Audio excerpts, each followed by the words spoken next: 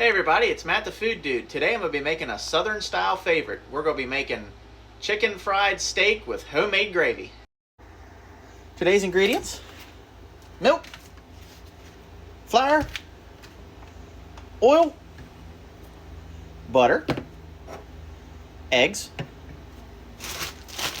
cube steak, onion powder, paprika, garlic powder, and of course, salt and pepper. First things first, add your oil. You don't need a ton in here. We don't want our country fried steak to be completely submerged, but just enough to get a good fry on it. While we're waiting on our oil to get hot, add 2 cups buttermilk and 2 eggs into a bowl and whisk these together. This is what we're going to be using as our wet binder. For our dry ingredients, I started with 2 cups of flour, and then I just eyeballed the paprika, onion powder, garlic powder, salt, and pepper. But we want to get this all stirred together and all incorporated here. In our wet mix, I went ahead and added in a little bit of the Blackstone Essential Blend. Not really in the main recipe, but I'm adding it just to give our steaks just a little bit more flavor. So what you want to do, take your cube steak, completely submerge it. You want this nice and wet. Next, bring it over to your dry mixture and completely cover it.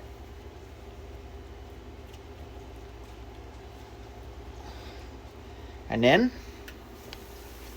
into the oil. I know earlier in my video I told you don't completely submerge it, and then completely did the exact opposite of what I told you not to do. But we're going to make it work. So we want to cook this for about 4 minutes on either side. I will continuously flip this about every minute just to make sure that one side doesn't burn. So we went ahead and took the first piece off. That's exactly what you want right there, no pink. Now that we got our hamburger steaks made, you want to let them sit, and we can go ahead and start on our gravy. Go ahead and dump all but 2 tablespoons of your grease out. Add just a little bit of butter and whisk that in there until your butter is completely melted. Next, you're going to want to add about 2 tablespoons of flour.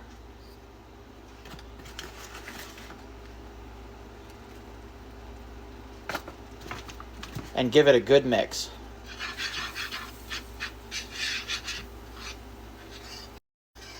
Move your heat to medium-low and whisk until all the flour is fully incorporated. Now, add 1 cup of milk. Whisk thoroughly. If your gravy starts to get a little bit too thick on you, go ahead and add more milk. And if you add too much milk, you can go ahead and add just a little bit more flour. Move the heat up to almost medium and keep stirring until you get your gravy consistency that you're happy with. This is the consistency that I want mine. Not too thick, but it's not runny. Lastly, we need to just add a little bit of salt and pepper for taste.